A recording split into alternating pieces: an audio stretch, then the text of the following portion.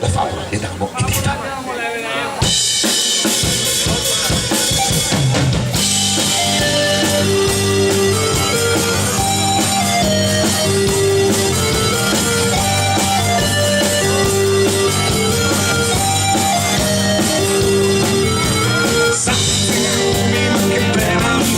Strozzati, inghiottiti come ulivi a scolare, svettini di canne in fila sulle autostrade, saltare al casello tanto per ringraziare, pensarsi arrivati dopo un lungo weekend.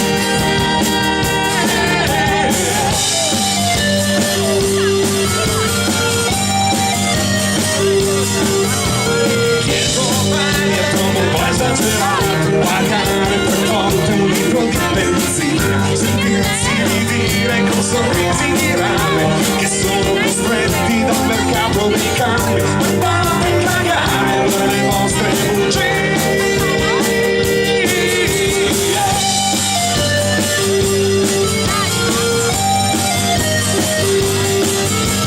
Credo di notare una leggera pressione del senso sociale, la pressione scostante dell'essere umano che non aspettavo cadere su un uomo così divertente, ingenuo, bene ancora la favola di Adamo ed Eva, favola di Adamo ed Eva, favola di Adamo ed Eva, favola di Adamo ed Eva.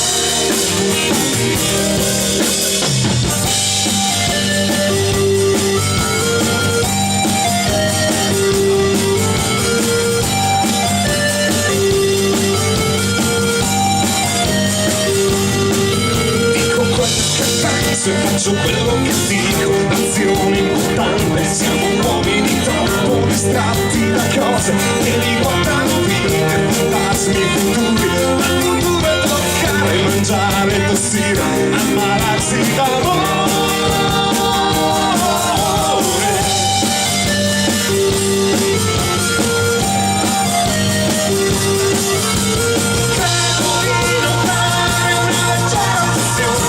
Senso sociale, la versione scostante dell'essere umano che non aspettavo cadere su un uomo così divertente, ingenuo, da credere ancora. Favola di Adamo ed Eva, favola di Adamo ed Eva, favola di Adamo ed Eva, favola di Adamo ed Eva.